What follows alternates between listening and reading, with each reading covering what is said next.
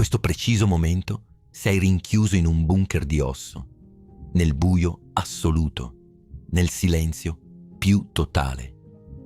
Il tuo cervello non ha mai visto uno spiraglio di luce solare, non ha mai ascoltato una singola nota musicale, non ha mai toccato la pelle della persona che ami. È una massa umida e cieca, intrappolata in una caverna cranica senza finestre. Eppure, in qualche modo, sta costruendo l'intero universo intorno a te. I colori che vedi, i suoni che senti, non esistono lì dentro. Sono solo allucinazioni controllate, illusioni perfette create da segnali elettrici. Ma come fa il mondo esterno a penetrare in questa fortezza inespugnabile? Come fa la materia inerte a trasformarsi in qualcosa di invisibile, potente e rivoluzionario come un'idea? Tra poco vedrai il momento esatto in cui questo accade. La frazione di secondo in cui la chimica si trasforma in pensiero. Ma prima devi capire come inizia l'invasione. Tutto inizia con un bombardamento. Immagina di guardare una mela rossa. La mela non entra nel tuo occhio. Quello che entra è una tempesta di fotoni, particelle di luce che viaggiano a 300.000 km al secondo e si schiantano contro il fondo della tua retina. È un impatto violento, brutale. Le tue cellule recettrici vengono letteralmente prese a pugni dall'universo. E in quel momento di distruzione avviene il primo miracolo. L'impatto fisico viene tradotto. L'energia della luce viene convertita in un codice Morse chimico. Il colore rosso smette di essere un colore. Diventa un impulso elettrico, un fantasma di energia. Migliaia di questi impulsi nascono ogni secondo. Un fiume in piena di informazioni che urla per entrare nel bunker. Ma c'è un problema enorme. Se tutto questo rumore arrivasse alla tua coscienza, impazziresti in 3 secondi. Per proteggerti dalla follia, il tuo cervello ha un buttafuori spietato. Si chiama talamo. È una stazione di smistamento situata proprio al centro della tua testa. Immagina una centrale telefonica gigantesca, dove miliardi di chiamate arrivano contemporaneamente. Il talamo risponde a tutte, ma ne fa passare solo pochissime. Senti il tessuto dei vestiti sulla tua pelle in questo momento? Probabilmente no, finché non te l'ho appena fatto notare. Il segnale era lì. I tuoi nervi stavano urlando al cervello che avevi una maglietta addosso. Ma il talamo ha preso quell'informazione e l'ha distrutta. L'ha considerata inutile. 99% di ciò che vedi, senti e tocchi viene assassinato qui, prima ancora che tu te ne accorga. Solo i segnali più forti, più strani o più pericolosi ottengono il passaporto per proseguire. Questo significa che la realtà che percepisci non è la realtà. È solo un riassunto iperfiltrato, un trailer di un film molto più lungo. Il nostro segnale, la scintilla dell'idea che sta per nascere, è sopravvissuta. Ora è un impulso solitario che viaggia a oltre 100 km all'ora lungo autostrade di carne. Si muove attraverso gli assoni, tubi biologici isolati da una guaina bianca chiamata mielina. È una corsa contro il tempo. Se il segnale rallenta, muore. Se devia, si perde. In questo viaggio nel buio, l'impulso non sa ancora cosa diventerà. Potrebbe diventare la soluzione a un problema matematico. Potrebbe diventare il ricordo di una vacanza. Oppure potrebbe diventare un'intuizione geniale, quella che ti cambierà la vita. Ma da solo, un impulso non è nulla. È solo un frammento di dati. Per diventare un'idea, ha bisogno di uno scontro. Ha bisogno di trovare qualcosa che è già dentro di te. Deve incontrare il tuo passato. Il segnale arriva nell'ippocampo, una struttura a forma di cavalluccio marino, sepolta in profondità. Questo è il bibliotecario dei tuoi ricordi. C'è una cosa affascinante sui ricordi. Noi pensiamo che siano come video salvati in un computer, pronti per essere riprodotti. Non è così. I ricordi non sono file, sono architetture fisiche, sono ponti costruiti tra neuroni. Quando impari qualcosa di nuovo, il tuo cervello letteralmente cambia forma. Crescono nuovi rami, si creano nuove connessioni fisiche. Il ricordo del tuo primo bacio non è un'immagine astratta, è un groviglio specifico di materia biologica, un percorso di neuroni intrecciati che esiste fisicamente dentro la tua testa. I ricordi complessi non sono localizzati in un singolo punto millimetrico, ma sono distribuiti in vaste reti neurali, engrammi, che coinvolgono diverse aree della corteccia. L'ippocampo è il bibliotecario che sa dove si trovano tutti questi ponti e il nostro segnale è appena entrato in biblioteca. Il nuovo frammento di informazione inizia a vagare tra queste foreste di ricordi. Sta cercando un aggancio. Un'idea, vedi, non nasce mai dal nulla. È fisicamente impossibile pensare a qualcosa di completamente nuovo senza usare pezzi di qualcosa di vecchio. La creatività non è magia, è collisione. È prendere due concetti che non si sono mai parlati prima e costringerli a sbattere l'uno contro l'altro. Il nostro segnale dorato rimbalza da un neurone all'altro. Cerca una parola, cerca un'immagine, cerca un'emozione. E in questa ricerca frenetica si verificano migliaia di fallimenti invisibili. Sono le idee mancate. Quelle volte in cui hai la sensazione di avere la risposta sulla punta della lingua, ma ti sfugge. È il rumore di fondo della tua mente. Scintille che si accendono e muoiono nel buio, senza mai trovare un partner. Fermati un attimo. Ti sei mai chiesto perché le idee migliori ti vengono sotto la doccia o poco prima di addormentarti? Non è una coincidenza. È fisica. Durante il giorno, la tua corteccia prefrontale, la parte logica del cervello, agisce come un vigile urbano severo. Tiene le informazioni in corsie separate.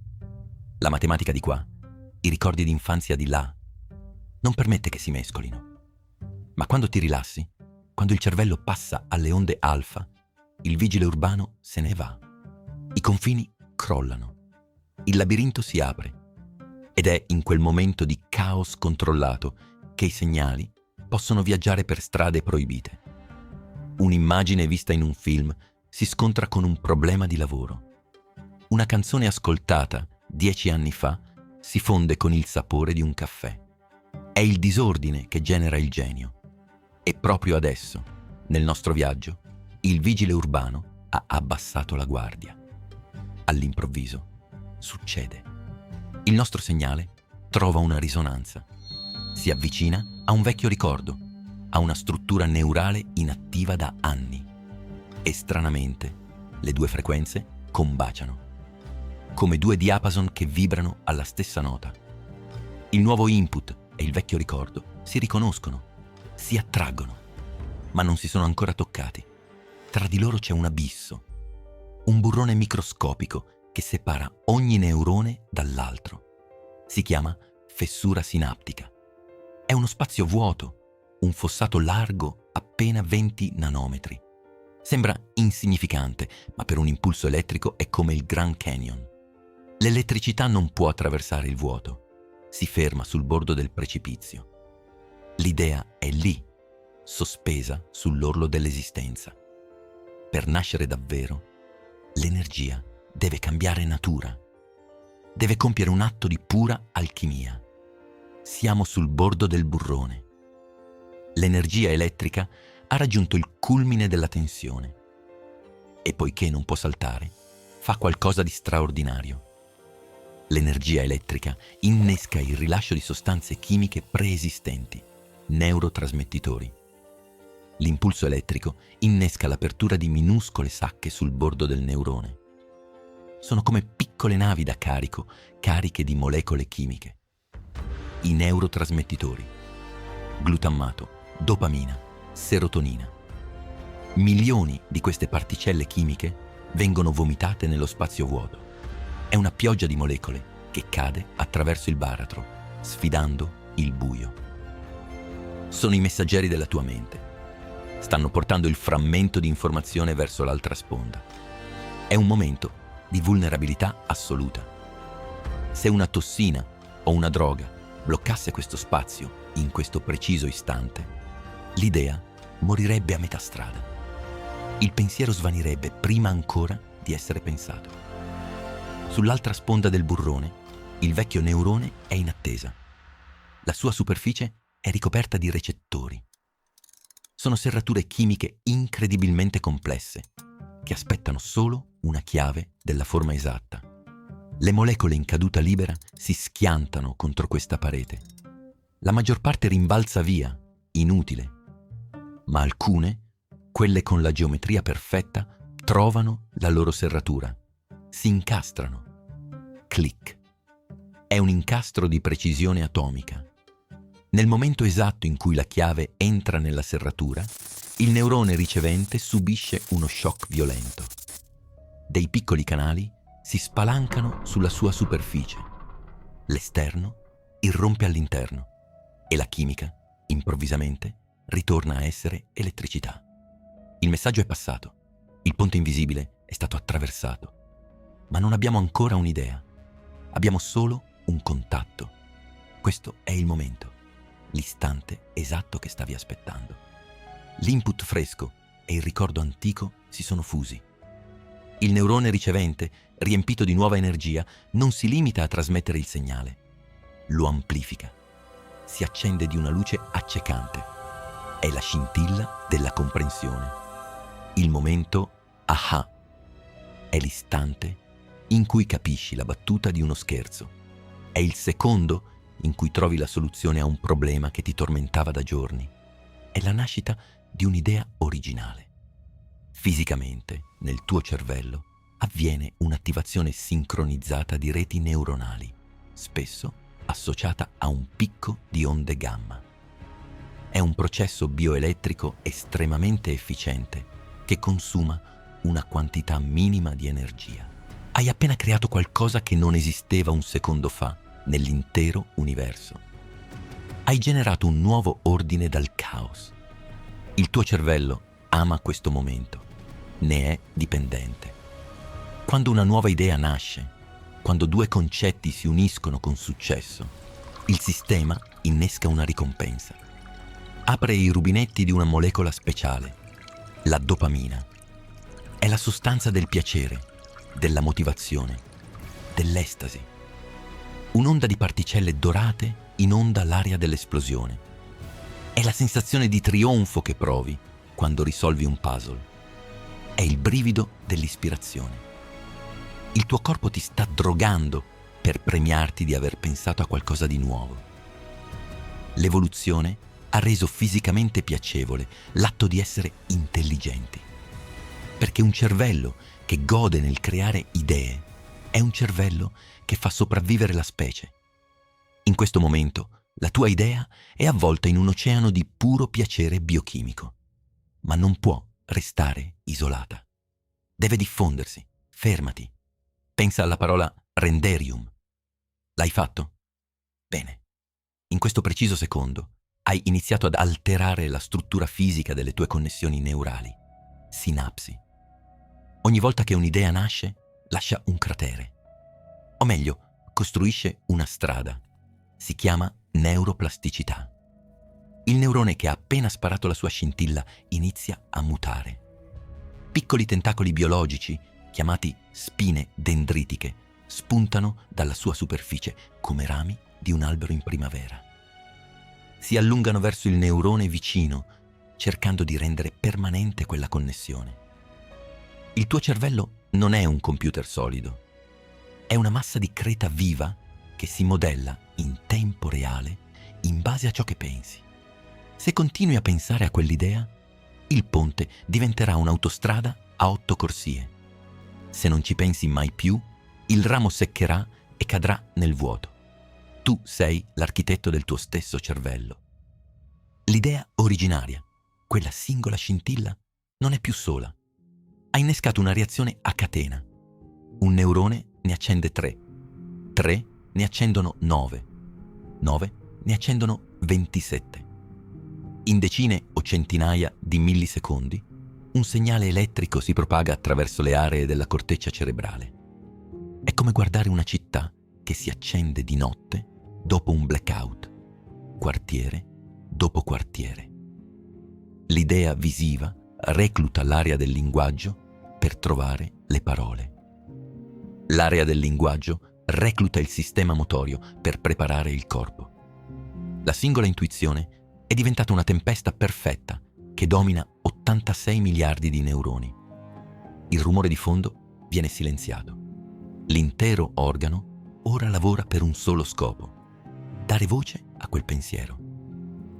Il bunker d'osso è completamente illuminato, ma l'idea non vuole restare lì dentro. L'idea vuole uscire. La tempesta elettrica si concentra, si incanala giù, lungo il tronco encefalico, come un fiume che si getta in una cascata. Abbandona il cervello e scende lungo il midollo spinale. Viaggia a una velocità mostruosa verso i tuoi muscoli. Arriva alle corde vocali. Arriva alle dita delle mani. I muscoli si contraggono con una precisione meccanica, guidati da quel singolo frammento di informazione nato nel buio. Apri la bocca e parli. Oppure prendi una penna e scrivi. In quel momento, l'energia invisibile che era intrappolata nella tua testa viene espulsa nel mondo reale. L'idea diventa un'onda sonora che colpisce l'aria. Diventa inchiostro su un foglio. Diventa architettura, arte, guerra, amore. Tutto ciò che l'umanità ha mai costruito su questo pianeta è iniziato in quel microscopico burrone largo 20 nanometri. Ogni pensiero che hai mai avuto ha richiesto energia. Un'energia che non hai creato tu. È nata nel cuore di una stella morta miliardi di anni fa. Ha viaggiato nel vuoto assoluto. È stata assorbita dalla terra, mangiata da una pianta, consumata da te, solo per accendere quella singola, minuscola sinapsi nella tua testa. Non sei un semplice osservatore del cosmo chiuso in un bunker. Sei l'universo che ha imparato a pensare a se stesso.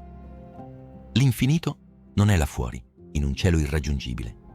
L'infinito era chiuso in 1,5 chili di materia oscura, umida e silenziosa, proprio dietro i tuoi occhi. Io sono Renderium e questa era la genesi della tua mente.